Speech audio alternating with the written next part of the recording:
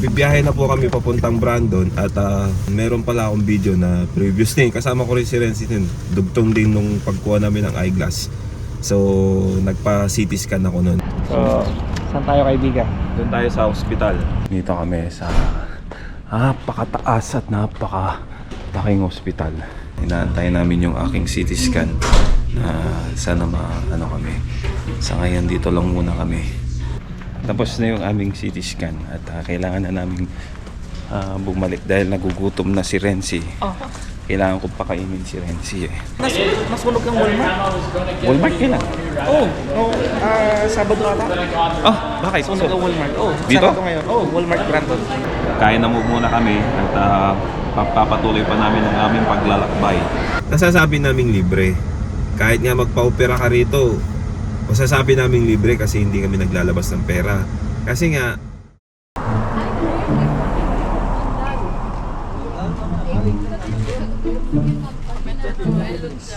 nandito na po ako sa clinic at meron ng naunang pila.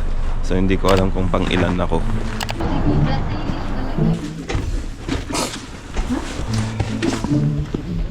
Okay, pasok na po tayo dito sa sa room ulit.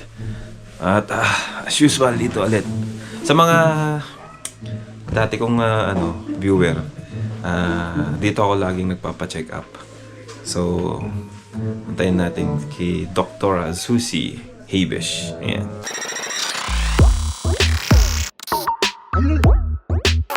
Nakikita ko yung isang kababayan natin dun.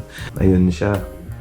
At tanungin natin kung anong sitwasyon. Lapitan lang natin. Hello, hi. Nakita kita sa kabilang kwarto. Yun na nga follow-up check-up na. Ay, follow-up check-up. Bakit? Ayun. Follow-up check-up. Yung pimples niya ba? Ano? Kaso, ayan. Nako, pinoproblema niya pimples niya. Pati saan? Likod. Ang dami yung acne ba? Acne. Oh, acne. So, yan ang pinoproblema niya. Paano na ako? Ito yung mga mukha ko, yung mga butas-butas niyan. Alam mo nung binata ako, punong-puno ng ng pimples sa mukha ko. Yeah, may pala siya, may solusyon. May solusyon? Hindi lang pala sa labas, kundi sa loob mo. Ganun pala yun. Nagtanong dito kay doktora na anong gamot kasi pinakita niya yung acne niya. Ang dami, parang lalaki nga yung niya. Ganun yung kapatid ko. Yeah, tapos sinubukan ng doktor na niresetahan siya ng antibiotic for hair acne. Ilang buwan yun na maintenance mo? 3 buwan, no? 2 buwan. 2 buwan. That's antibiotic. Oh. Kinabahan nga ako. Baka siyempre antibiotic yan. Pero hindi naman. So, ibig sabihin, hindi lang sa labas pala ang kailangan ng Yes, acne. pati sa pangloob. Kasi dugo daw yan. Ang mostly daw dyan, dapat mag-donate ka daw ng dugo para mapalitan. Mapalitan. Please. Ito kasing clinic na to, meron ding skincare. Yeah, Kompleto nga sila dito eh.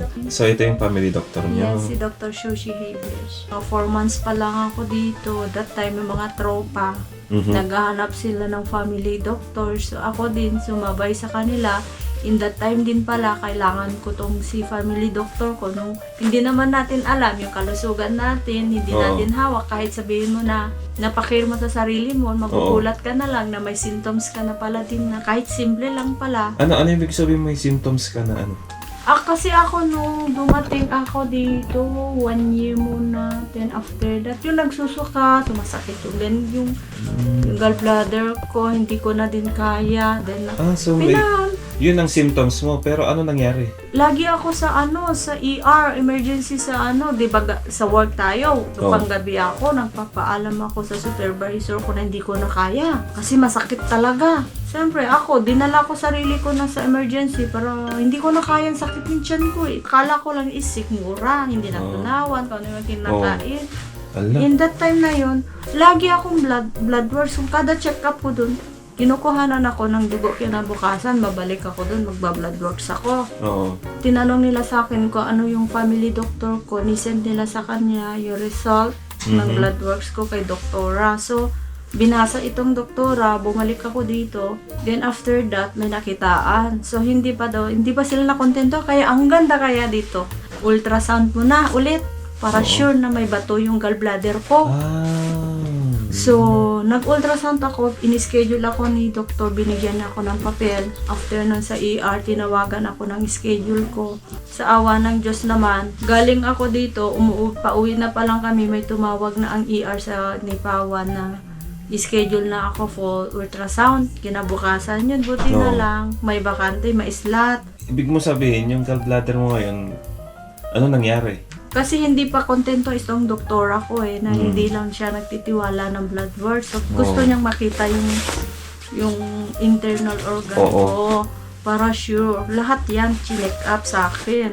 Kasi baka kung liver or itong lahat kasi laging sumasakit ang tiyan ko. So, nakita yung ultrasound ko. So, meron daw nakitaan. Pero yung ultrasound na yung nagpaano sa akin, kailangan ko kausapin itong doktor ko about sa result ng ultrasound ko. So, after a week na naman, bumalik ako dito, binasa niya. So, sabi niya, meron nga daw nakita na malaki na 5mm na siya 5mm? Malaki na siya. So, ibig sabihin, pag 5mm na yun, pwede nang operahan yun. Tapos si Dr. Sushi, ni-refer niya ako sa specialist. Okay. Nahintay, di ba, ni-refer niya na ako, tapos itong si Dr. Dala, yung surgery ko meron na naman, hindi siya nakontento na naman sa proseso ng ultrasound. Na-endoscopy ako. Yung yung hose na ipapasok dito sa lalamunan mo. May hose dyan para i-camera ba? Talagang tiningnan nila sa loob. Hindi siya, Kaya doon ako nagtaka na hindi ka basta operahan, may proseso. Ang endoscopy mahirap Doon ako nanghina, doon mababa ang iron ko Parang malakas yung gamot. Sedations, medicines yung binigay sa akin na habang ini-endoscopy ka para wala kang malay, hindi mo na malayan kung anong ginagawa nila sa'yo kahit tulog ka. Pero, yun pala ang ibig sabihin nun kasi siyempre ERCP ang tawag doon. Kailan ka na-opera? August 9. After nun, ina-endoscopy ko, dami na naman proseso. Tapos may papel na naman ako na need for ASAP talaga ASAP. Na kailangan talaga akong maoperahan. Sabi naman nila doon sa ni Dr. Dala na after 4 months pa ako. So maghintay pa ako. Pero kahit na meron pa rin, laging sumasakit, hindi ako ang payat ko noong nakaraang buwan. Putla ako, parang wala akong dugo. Nasa highlight ka pa ba? Nasa highlight pa ako. Pero nung na-opera ka, nag-leave ka? Oo, sinabi ko sa HR kasi tinatanong din nila, alam nila din yung sitwasyon ko kasi sinasabi ko din na ganito na pala. Kasi hindi ako naghintay ng 4 months, 1 month lang ako naghintay para sa ng operation ko. Tinawagan ako, sinalang ako, magpasalamat ako kasi may nag-back out na ng August 9 na para sa operations. 2 weeks yun 1 week before lang pala yun Ilang buwan ka nag-antay? Wala, sabi nila kasi sa ni Dr. Dala is 4 months ako maghintay for operations. 4 months? Oo, kaso lang, happy naman ako at swerte kasi may nag-back out na maoperahan sana ng August 9. Ako yung priority ni Dr. Dala. Ako yung sinalang. Kulang isang buwan Kulang isang buwan? Naghintay kasi kailangan talaga natanggalin. Before kong naoperahan, nagpasa ako ng mga documents ko galing kay Dr. Dala na August 9 ako may operahan. Pinasa ko sa HR. Friday yun August 9, din ako pumasok. Thursday pa rin, pumasok ako pero kinabukasan hindi na kasi isasalang na ako. Sabi pa nga nila sa akin, maoperahan ka na nga bukas, bakit pumasok ka pa ngayon? Sayang yung araw. Sabi, ikaw talaga, sabi niya sa akin. Ang sabi naman sa akin, in case na apply daw ako ng EI. Sila naman nagsabi. Ibig sabihin, nag-file ka ng employment insurance. Oo, sa kasi yung employment insurance is parang bayad sa'yo habang wala kang trabaho. Kahit wala akong trabaho doon, kahit pa paano may nagbibigay sila Ilang buwan ulit? 3 buwan. 3 buwan. Tanong ko lang nung naoperahan ka, lahat ng check-up mo rito, lahat na. Wala akong gamot lang. Kaso lang ang gamot naman natin dito is re-reimburse natin sa discharges natin. Oo, yun, tama. So, ibig sabihin, wala kang nilabas na piso, wala. yung nilabas mo lang na pera is yung pinambili ng Gamot lang na worth of $15 ata. Yung anak ko, 24, no? Pero na-reimburse mo gamit yung resibo na pinasa. Oo, pero hindi ko pa na, gagawin ko pa lang kasi. Oo, pero pwedeng i-reimburse, di ba? Yes, re-reimburse Oo, naman. Tama. Ano nang sitwasyon mo ngayon? Basta hindi lang nila tinanggal basta-basta yung gallbladder ko eh. May nilagay si Doktora Dala na marang may tube siya. Gaya ng puso natin, di ba? Ang puso natin kung managbara yan, operahan, lalagyan ng tubo. Oo. Sa akin, ganun din. Kaya meron na akong artificial. Bago ako pumasok, itong si Doktora, pina-ultrasound ulit ako. Kaya matagal akong, inalagaan talaga ako eh. Ultrasound muna bago ako pumasok sa High Life. Tignan niya muna kung anong Oo. sitwasyon sa Sinigurado muna na okay ka. Oo. Nandun na si you're Doktora. visiting? Yeah, she's my friend. I'm asking her about what her condition. It's okay. You wanna go or come? No. You good? No, later. Sure. So, ayun mga tropa, naputol yung interview ko kasi nandun na si Dr. Susie at siguro sunod na ako nito. Pero honestly mga tropa, napakaganda ng kwento niya. Yung nangyari sa kanya na pwedeng i-share natin. Pwede kong i-share sa inyo sa mga kababayan. Yun nga, sabi ko nga kanina, di ba? Nasasabi naming libre kasi wala kaming binabayad na nilalabas na pisong, hindi piso kasi dollar naman. Dollar dito. Kahit $1 lang. Naglabas sila ng pera sa mga gamot pero pwede naming i-reimburse yun. Basta meron lang resibo, ipasa namin. So, sakop yan ng insurance namin. Hi, hello. ECG please. This one. Okay, so dito ako ngayon at magpapa-ECG. Nagpa-ECG na ako dati dito pero iba na naman ngayon. So, kailangan na makita nila kung ano yung sitwasyon ng aking puso. Alright, so tapos na po ang aking check-up at kailangan ng balikan ang mga kasama ko dahil nag-aantay na rin sila sa akin doon. So, kailangan blood chem ulit at kanina nag-ECG ako. Okay naman. And yun, babalik ulit ako dito pagkatapos ng blood chem ko.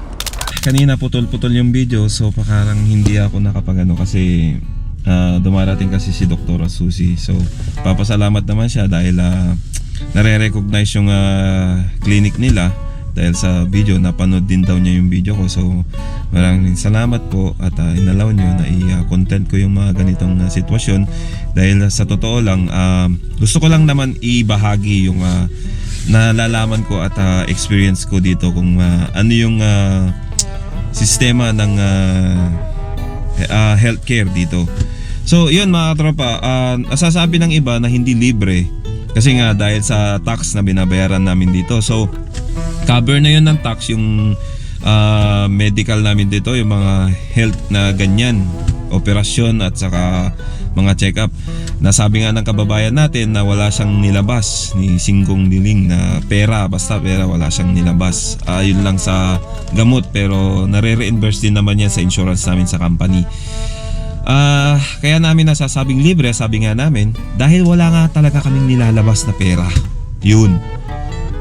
Masasabi na namin libre. Kahit maopera ka, wala ka talagang ilalabas na pera. Walang hahanapin yung doktor na sisingilin sa'yo na ganyan. Walang ganun.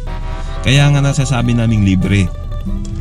Pero hindi talaga libre literally dahil naibabayad namin sa tax. Pero ganun pa rin.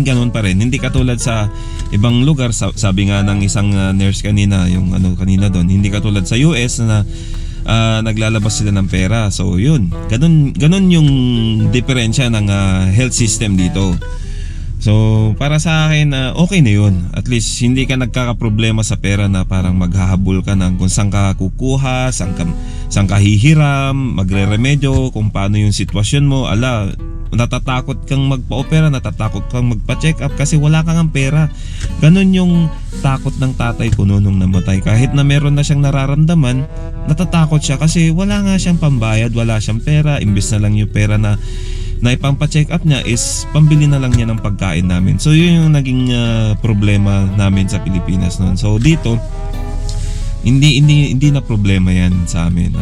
Sana naintindihan nyo at sana na liwanagan kayo doon sa sinabi ko na hindi nga naman talaga libre dahil nga may binabayad kaming tax, pero masasabi naming libre dahil wala kami nilalabas na pera. So ayun mga katropa, no, maganda yung kwento ng kababayan natin at okay naman na siya. Naagapan din dahil nga sa family doctor na asikaso niya buong pamilya niya, anak niya, konektado, isang doktor lang. So hindi siya tinantanan hanggat hindi niya nahanap kung ano yung naging reason kung bakit siya nagiging ganun. Hanggang sa nahanap niya, talagang binantayan siya, talagang binusisi siya ng binusisi talaga kung ano yung nararamdaman niya, hanggang sa naopera, hanggang sa natanggal, hanggang sa nasave ang buhay niya. So yun, ganun kaganda ang sistema ng mga family doctor dito pag may family doctor ka. Kaya ganun kaimportante po yung family doctor dito. So yun mga tropa, no, so hope sana nakatulong to at so hope sana kung nakabigay ako ng kaalaman at kung ano man po yung experience nyo, mag-comment lang po kayo at para mabasa po ng mga kababayan natin kung ano man yung experience nyo at masasabi nyo, para usap-usap tayo doon. Bigay nyo yung experience nyo para makatulong tayo sa ibang mga viewer natin. So sa next video naman lakbay kami ng mga kababayan natin na kasama ko. So nandito ako at susunduin natin sila. Let's go. Ano? May nakatulog na ata sa inyo. Nagulat si kabayan kasi ganito kasi yan dito. Yung mga kamatis na naghihulog eh. Gumagulong. Yung continuation ng video ko, nakasama ko si Renzi. Meron kaming video na pumunta kami dito. Okay, dito kami sa sa may PlayStation VR station. Kumbaga napukaw sa aking attention to. You're playing in this TV or in the monitor. Yeah. When you're playing on the VR, it's so real. Parang totoo siya, pre. Paano mo i-apply yung game sa stage niyan doon sa buhay mo? So kung sa problema naman, kung hindi mo kayang lampasan yung problema mo, hindi ka makakatungtong sa kabilang stage ng challenge.